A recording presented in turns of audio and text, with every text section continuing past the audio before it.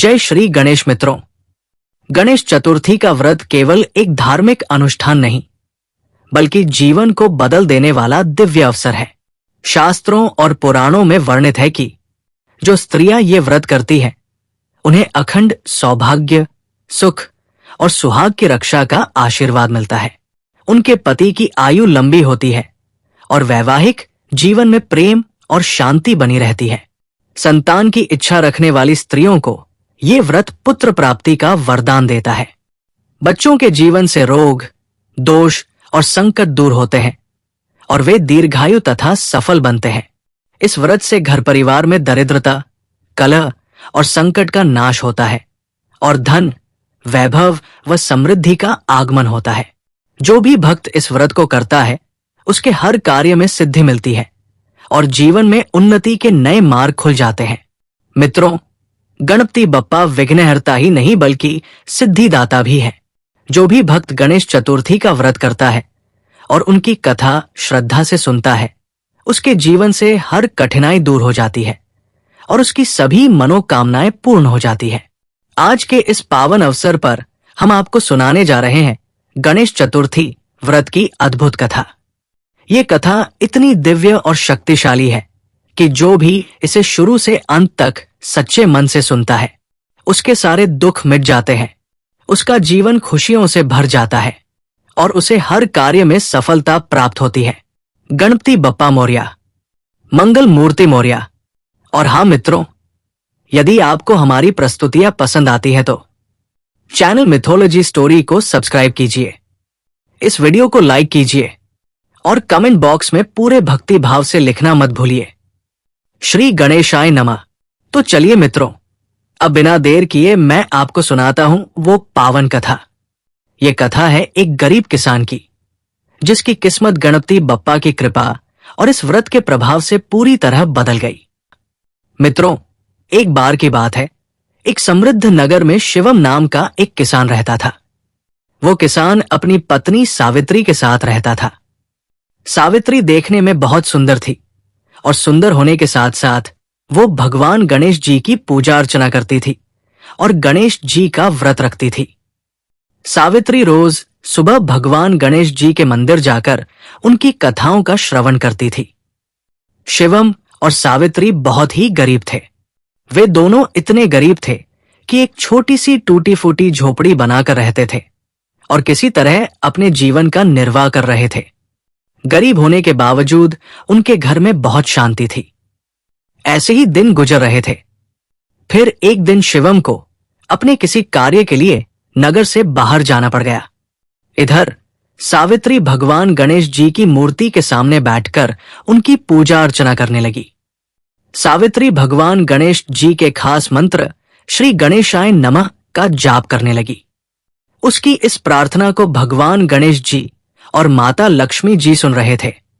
जब माता लक्ष्मी और भगवान गणेश तक उसकी पुकार पहुंची, तभी अचानक माता लक्ष्मी जी भगवान गणेश जी से कहती है, हे प्रभु, ये किसकी इतनी मीठी आवाज है जो मेरे मन को मंत्रमुग्ध कर रही है।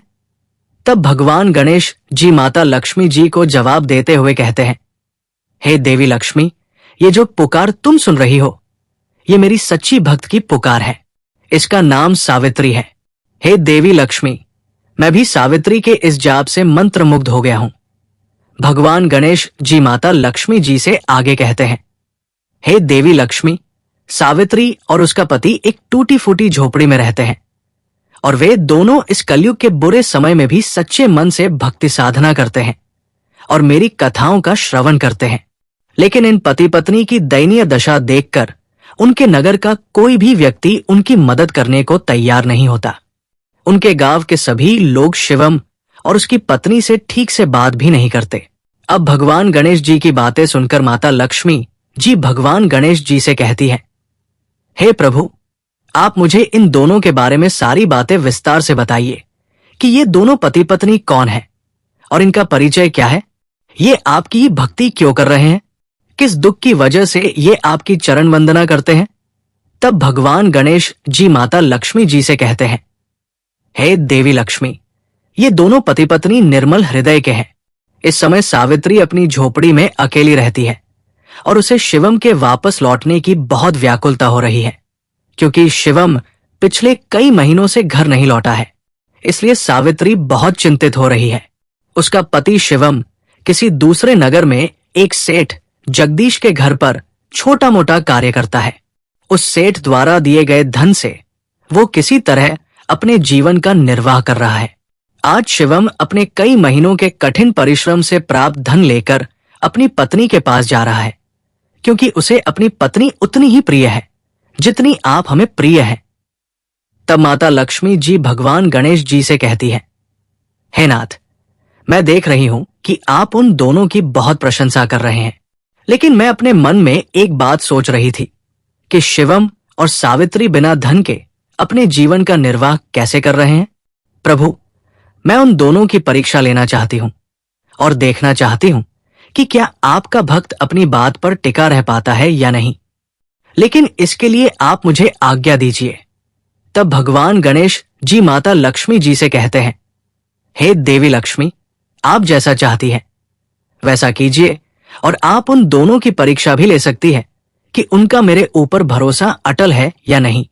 भगवान गणेश जी की बात सुनकर माता लक्ष्मी जी अपनी सवारी शेर पर सवार होकर आकाश मार्ग से पृथ्वी लोक पर पहुंच जाती है और स्वयं को एक औरत कमला और शेर को एक छोटी लड़की गीता का रूप धारण करवा देती है, क्योंकि वह देखना चाहती थी कि शिवम दूसरों को कष्ट में देखकर उनकी सहायता करता है या नहीं। उधर शिवम अपना कार्य समाप्त करके अपने मालिक जगदीश से कुछ दिनों की छुट्टी लेकर अपने घर जा रहा था। उसने अपने मालिक के घर से निकलने से पहले ही एक खत अपनी पत्नी सावित्री के लिए लिख दिया था। जब वो खत सावित्री के पास पहुंचा, तब सावित्री ने देखा कि शिवम ने उस खत में लिखा था, सावित्री, जब तक ये खत तुम्हारे हाथ में होगा तब तक मैं आधे रास्ते में पहुंच जाऊंगा। यहां सब कुछ ठीक चल रहा है। सेठ जगदीश मेरे कार्य से बहुत प्रसन्न है, इसलिए उन्होंने मुझे खास चीज पुरस्कार के रूप में दी है। उसके बारे में मैं तुम्हें घर पर आकर ही बताऊंगा। मुझे सिर्फ पुरस्कार ही नहीं मिला है, बल्कि एक बड़ा पद भी मिला है। अब तुम देखना, बहुत जल्द हमारी गरीबी दूर हो जाएगी। मुझे तुम्हारी बहुत याद आ रही है। मुझे तुम्हारे हाथ से बने भोजन की बहुत याद आ रही है। अपने सेठ की पत्नी राधा के हाथ का खाना खाते खाते मैं थक गया हूं। मैं बहुत जल्द घर लौट रहा हूं। तुम अपने स्वास्थ्य का ख्याल रखना। तुम्हारा प्रिय शिवम। अब उस खत को पढ़ते ही सावित्री की आंखों से आंसुओं की धारा बहने लगती है। जब सावित्री अपनी करुण अवस्था से बाहर आती है, तब वो अपने मन में सोचने लगती है कि आखिर कई महीनों बाद मेरे पति घर वापस आ रहे हैं, इसलिए आज मैं उनके मनपसंद भोजन का प्रबंध करती हूं। अपने मन में इतना सोचकर सावित्री रसोई घर में जाती है और एक पात्र का ढक्कन खोलती है, तो वो देखती है कि उस पात्र में कुछ भी नहीं है। वो पात्र बिल्कुल खाली है। तब सावित्री कहती है, हे भगवान, इसमें तो कुछ भी नहीं है। ये तो बिल्कुल खाली है। अच्छा, कोई बात नहीं, उनके आने के बाद ही कुछ बना लूंगी।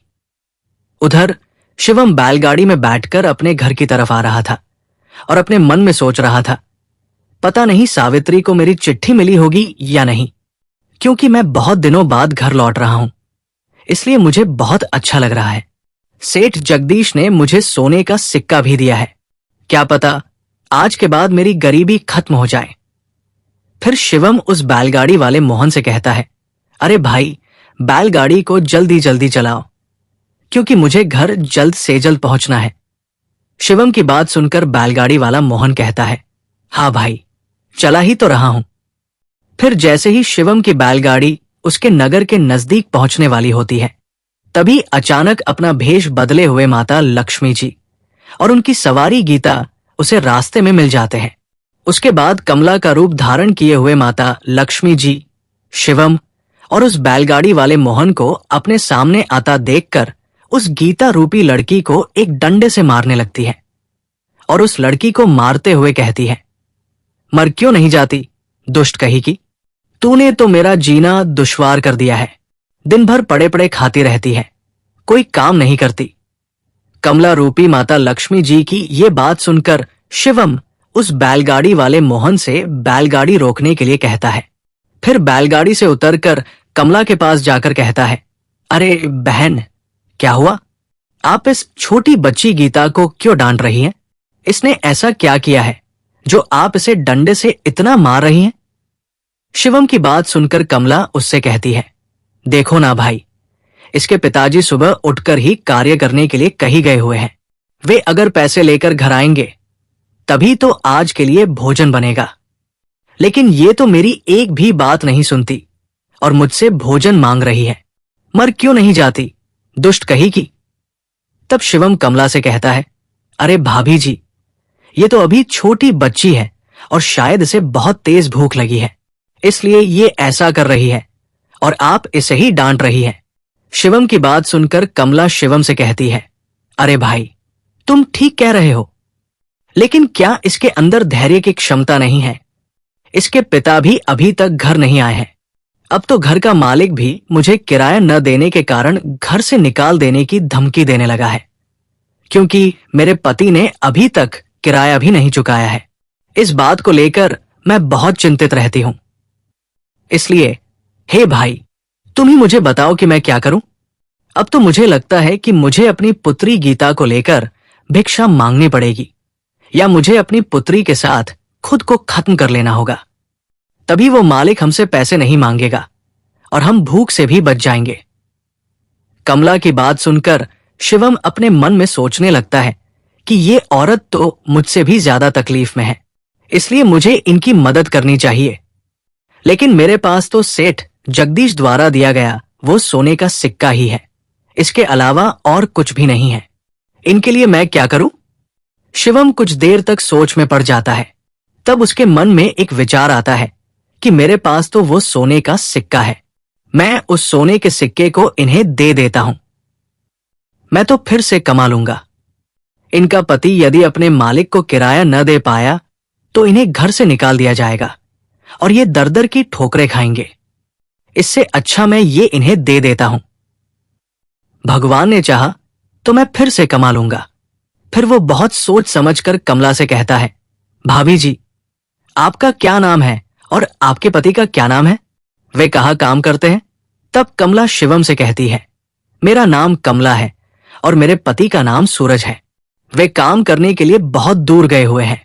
लेकिन तुम मुझसे ये सब क्यों पूछ रहे हो?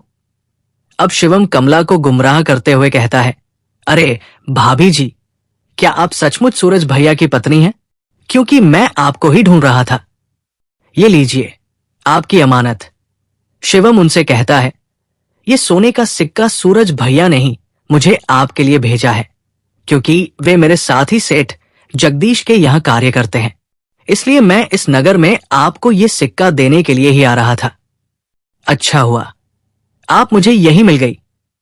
शिवम ने कमला के सामने इस प्रकार बहाना बनाया कि कमला अब उस सिक्के को लेने से मना भी नहीं कर सकती थी।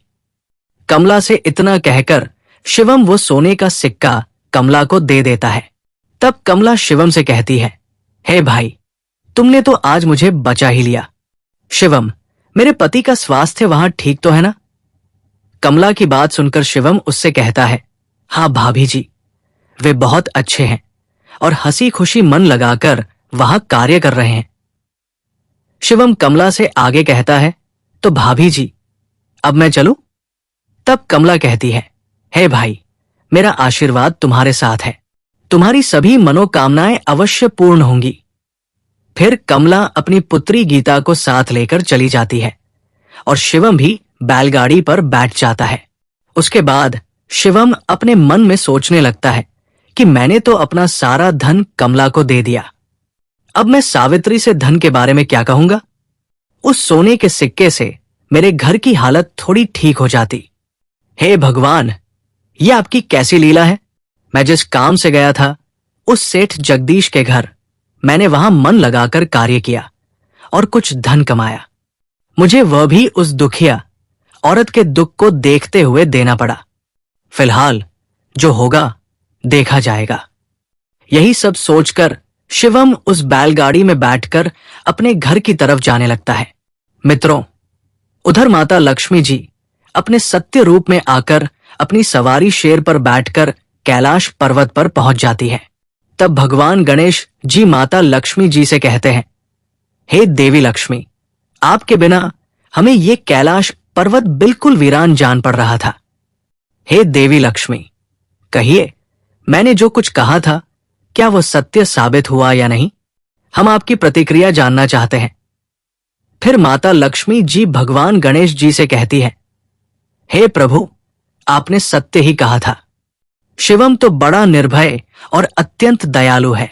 आप ही देखिए, उसे जो पुरस्कार के रूप में सोने का सिक्का प्राप्त हुआ था, उसने वो सोने का सिक्का बिना संकोच किए मुझे दे दिया, और उसने इसके बारे में एक बार भी विचार नहीं किया कि वो कितना गरीब है। इस सोने के सिक्के से उसकी गरीबी दूर हो सकती थी। फिर भी उसने इसके बारे में ज्यादा कुछ नहीं सोचा कि वो क्या कर रहा है, उसे ऐसा करना चाहिए या नहीं। तब भगवान गणेश जी माता लक्ष्मी जी से कहते हैं, हे देवी लक्ष्मी, तुम सत्य कहती हो। अभी भी शिवम के मन में दुख और व्यथा अवश्य है, फिर भी वो जरूरतमंद लोगों की सहायता करने के लिए सदा तैयार रहता है। फिर माता लक्ष्मी जी भगवान गणेश जी से कहती है, हे प्रभु, आप ऐसा क्यों कह रहे हैं कि अभी भी उसके मन में दुख है, लेकिन वो तो परीक्षा में सफल हुआ है, फिर भी ऐसा क्यों हो रहा है?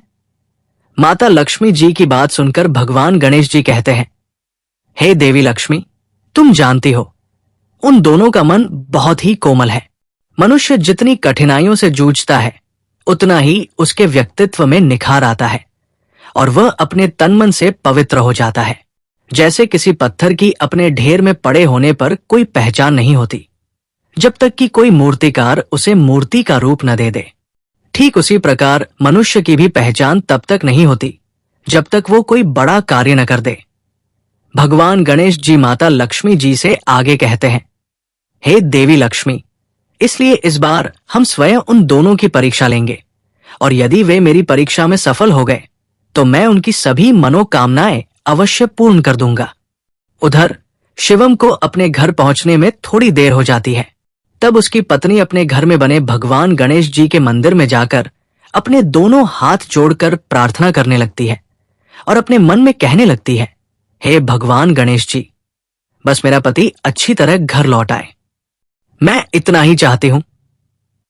उनका ख्याल रखना, उनके साथ कभी अनिष्ट मत होने देना। यदि ऐसा हो गया तो मैं भी जीवित नहीं रहूंगी। तभी अचानक शिवम अपने घर के दरवाजे पर पहुंच जाता है।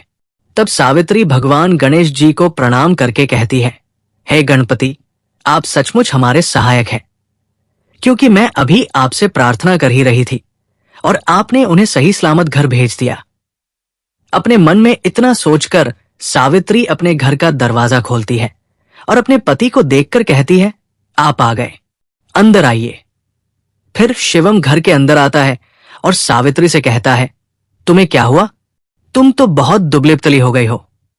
मेरे जाने के बाद तुमने खाना पीना बंद कर दिया था क्या, या काम पर ज्यादा ध्यान देती थी? मैं तो तुमसे कहकर गया था कि तुम अपने स्वास्थ्य का ख्याल रखना।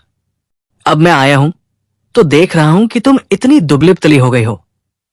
तब सावित्री अपने पति से कहती है, ये सब छोड़िए, आपने खत में लिखा था न कि आपकी तरक्की हुई है, और आपके मालिक जगदीश ने आपको पुरस्कार भी दिया है।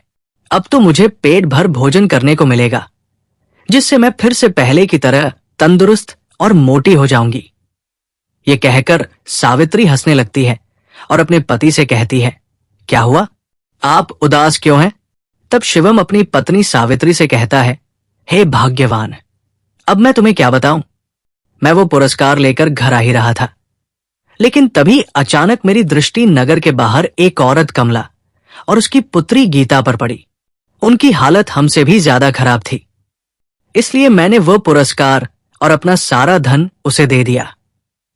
अपने पति की इन बातों को सुनकर सावित्री अपने पति से कहती है, हे नाथ, इसमें उदास होने की क्या बात है? मैं आपके साथ बहुत अच्छे से रह रही हूं। वैसे भी अच्छे खाने पीने से ज्यादा मूल्यवान आपका मन है और आप बहुत दयालु हैं। सच कहती हूं, मुझे इसके अलावा और कुछ नहीं चाहिए। तब शिवम अपनी पत्नी से कहता है, हे प्रिय, मैं तो घर पर खाली हाथ ही चला आया हूं। मेरे पास थोड़ा सा भी धन नहीं था, इसलिए मैं अपने साथ कुछ भी नहीं ला पाया। शिवम की बात सुनकर सावित्री कहती है, आप जो कुछ दान करके आए हैं उसके लिए आप दुखी मत होइए। सच कह रही हूं, मुझे आपके ऊपर गर्व है और आज आपने बहुत अच्छा काम किया है। तब शिवम अपनी पत्नी से कहता है, हे भाग्यवान, लेकिन अब मैं क्या करूंगा? अपने घर का खर्च कैसे चलाऊंगा? फिर उसकी पत्नी कहती है, आप एक काम कीजिए, हमारे घर के सामने जो जमीन खाली पड़ी है आप उस पर खेती कर लीजिए। अपनी पत्नी की बात सुनकर शिवम उससे कहता है, तुम ठीक कह रही हो, अब मैं खेती ही करूंगा।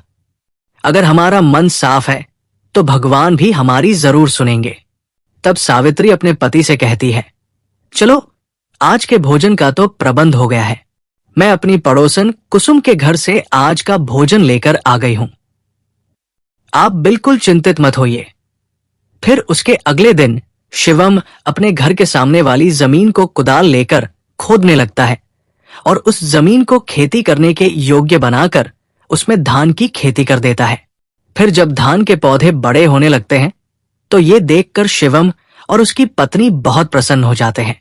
सावित्री अपने पति से कहती है, आप देखिए कितनी अच्छी फसल हुई है, अब सब कुछ ठीक हो जाएगा। लेकिन एक दिन अचानक मूसलाधार वर्षा होने लगती है और उसके साथ जोरदार तूफान आ जाता है। फिर देखते ही देखते उनके सभी खेत डूब जाते हैं। उनकी स्थिति बहुत खराब हो जाती है। अगले दिन जब वे दोनों अपने खेतों की तरफ जाते हैं तो अपनी फसल को देखकर बहुत विलाप करने लगते हैं। तब सावित्री अपने पति को समझाने लगती है, बस कीजिए, आप विलाप मत कीजिए, लगता है भगवान हमारी परीक्षा ले रहे हैं। आप देखना, एक दिन सब कुछ पहले की तरह ठीक हो जाएगा। उधर माता लक्ष्मी जी भगवान गणेश जी से कहती है, हे प्रभु, उन दोनों पर दया कीजिए, उनकी और परीक्षा मत लीजिए, वे दोनों बहुत गरीब हैं, मैं उन्हें इस तरह कष्ट में नहीं देख सकती। तब भगवान गणेश जी माता लक्ष्मी जी से कहते हैं, हे देवी लक्ष्मी, ठीक है, आपके कहने पर हम उन दोनों की और परीक्षा नहीं लेते। इधर शिवम और उसकी पत्नी भगवान गणेश जी के मंदिर में जाकर उनकी पूजा अर्चना करने लगते हैं और अन्न जल त्याग कर भगवान गणेश जी की मूर्ति के सामने बैठकर उनकी पूजा अर्चना करने लगते हैं। उस दिन वे दोनों भगवान गणेश जी की पूजा अर्चना तब तक करते हैं जब तक उन्हें भगवान गणेश जी के साक्षात दर्शन नहीं हो जाते।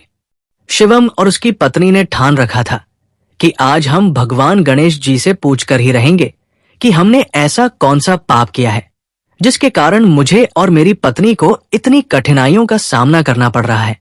फिर वे दोनों ऐसे ही कई घंटों तक भगवान गणेश जी की मूर्ति के सामने ध्यान लगाकर बैठे रहे। उन्हें भगवान गणेश जी की पूजा करते हुए सुबह से शाम हो जाती है।